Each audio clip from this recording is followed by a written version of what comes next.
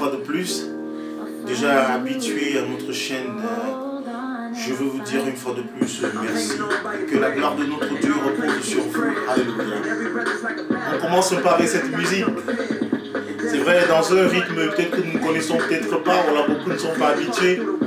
Aussi cela servir le Seigneur. Amen. D'accord. Après avoir écouté cette musique, je voudrais qu'on parle d'un terme. Je voudrais qu'on parle du mariage, de ce que c'est que le mariage et comment est-ce que comment consolider un couple. Nous allons faire cette émission en plusieurs épisodes, d'accord? Pour mieux nous étaler là-dessus, parce que je crois que beaucoup de personnes en ont réellement besoin. Aujourd'hui, beaucoup de couples en ont besoin. Amen.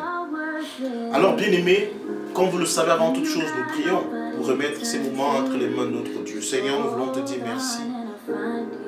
Toi qui as dit dans ta parole que l'homme quittera son père et sa mère, s'attachera à sa femme, et les deux deviendront une seule chair.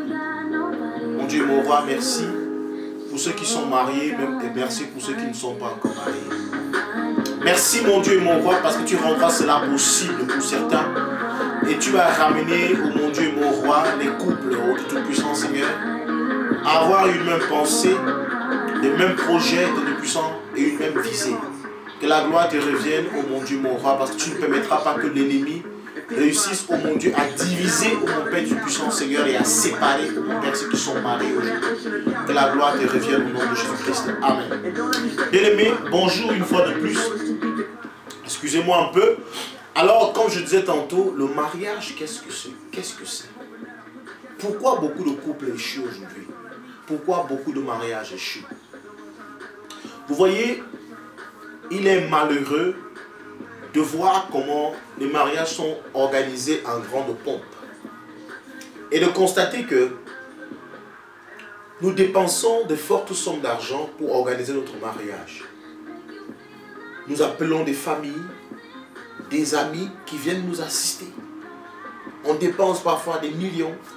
Pour ceux qui sont même encore, qui ont plus de moyens, vont, je ne dirais pas le milliard, mais de fortes sommes d'argent.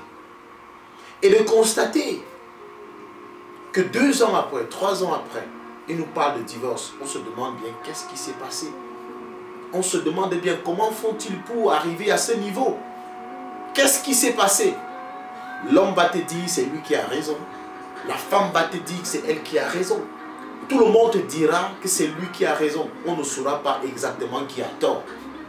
Je vais vous dire, bien aimé, se marier, c'est accepter vivre pour l'autre.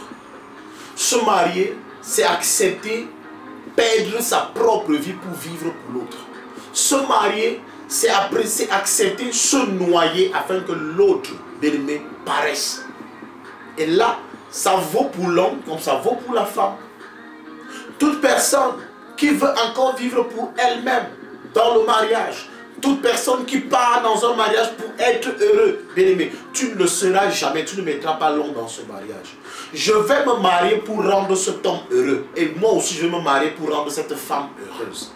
Alors, si nous avons cette conviction, si nous avons cette pensée, quand on va se mettre ensemble, je vais travailler de manière à ce que ma femme soit heureuse et ma femme va travailler de manière à ce que je sois toujours heureux. Et nous allons toujours nous accorder.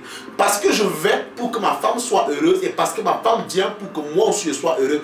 Quand bien même je vais me mettre en colère, je vais d'abord penser au bonheur de ma femme. Est-ce que ma colère lui permet d'être heureuse? Et n'oublions pas, la colère de l'homme n'accomplit pas la volonté de Dieu, nous dit les Saintes Écritures. La colère de l'homme n'accomplit pas la volonté de Dieu. Ça veut dire que, bien aimé, à chaque fois qu'il y aura un problème, je me remets toujours dans mon esprit. Je me suis dit, je me mets avec cette femme pour la rendre heureuse. Je ne me mets pas avec elle pour qu'elle me rende heureuse, mais je me mets avec elle pour la rendre heureuse. Et elle aussi ne se met pas avec moi pour que je la rende heureuse, mais pour qu'elle me rende plutôt heureux. C'est très important. Et si ces bases sont fautées, bien, je vous assure que vous n'irez pas loin. Parce que dans le mariage, on doit faire des concessions. Dans le mariage, on doit mourir. On doit mourir. Regardez ce qui se passe. Lorsqu'on prend une graine, et qu'on la mette dans le sol, qu'est-ce que nous voulons faire pousser? La graine, n'est-ce pas? Nous voulons qu'elle se reproduise. Et en même temps, la terre aussi a un besoin. La terre a un besoin. Sachez que chaque fois qu'une graine pourrit dans la terre est enrichie. Regardez un peu le rapport. La terre est enrichie en humus, n'est-ce pas? La terre est enrichie en humus. Mais la graine qui meurt, elle ne mourra pas éternellement. Pourquoi? Parce qu'elle finira par sortir du sol et devenir un arbre. La terre a gagné en humus et la graine est devenue un arbre. Les deux ont gagné.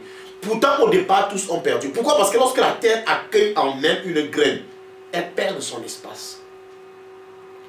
Elle perd. Il y a quelque chose. Il y a comme... En fait, parce que la graine vient s'incruster, elle vient s'enfoncer en elle. Ça veut dire qu'elle va perdre, elle sera obligée de se dilater, de s'ouvrir à un moment donné. Et cette faille qui se crée, c'est une douleur que la terre ressent. Amen. C'est une douleur. C'est un choc. Et oui, et la graine, elle est fière lorsqu'elle entre. Mais elle oublie une chose, c'est qu'une fois dedans, elle devra pourrir. Elle perd aussi de sa qualité. Mais pourquoi? Dans le but, alléluia, dans le but de devenir un arbre. Et la graine, et la terre, je l'accepte dans le but de m'enrichir. Alors, bien aimé, je prends ces images afin que vous compreniez mieux ce que c'est que le mariage. C'est cela le mariage. Le mariage, ce n'est pas chercher quelqu'un qui va nous rendre heureux. Le mariage, ce n'est pas chercher quelqu'un qui va porter nos fardeaux. Le mariage, ce n'est pas chercher quelqu'un qui va passer le temps à nous dorloter. Non. Mais c'est de chercher quelqu'un que je vais passer le temps à dorloter. C'est de chercher quelqu'un que je vais rendre heureux. Oui, que je vais rendre heureuse. Si tu n'es pas sûr de pouvoir rendre quelqu'un heureux, ne va pas te marier. Ne va pas te marier. Si tu vas avec des idées selon laquelle, si je ne suis pas heureux dans ce mariage, je vais sortir, bien aimé. C'est ce que tu as déjà échoué à la base. Tu as déjà échoué. Tu as déjà échoué. Parce que les haines, les disputes qui naissent dans les familles, dans les couples, ne viennent nulle part en dehors de notre ego. Chacun veut que ce soit lui qu'on écoute. Chacun veut que ce soit lui qu'on entende. Chacun veut avoir raison. Tu veux avoir raison. Elle veut avoir raison. Mais si nous voulons tous avoir raison, qui aura tort? Personne. Or, ici, il ne s'agit pas d'avoir raison, d'avoir tort. Mais il s'agit de nous mettre ensemble parce qu'on s'est mis ensemble pour un projet. On s'est mis ensemble pour un but. Et ce but doit être atteint. C'est de pouvoir rendre l'autre heureux. Alors, tu passes des moments difficiles aujourd'hui. Meurs un peu en toi. Ton mariage, ça ne va pas. Meurs un peu en toi. Ton mariage, ton couple, ça ne va pas. Meurs un peu en toi. Oublie-toi un peu. Pense à l'autre. Oublie-toi, pense à l'autre. Noyons les querelles. Alléluia. Noyons ces querelles.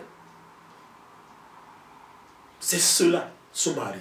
Nous allons poursuivre avec ces épisodes et on reviendra encore pour un autre. Pour nous avancer, on parlera d'autres choses. Et je suis sûr que votre couple peut se relever. Moi, je sais, vous pouvez vous relever. Vous pouvez être fort. Être un couple. Envier même. Un couple modèle. Que Dieu vous bénisse. Bonne journée à tous. Merci encore.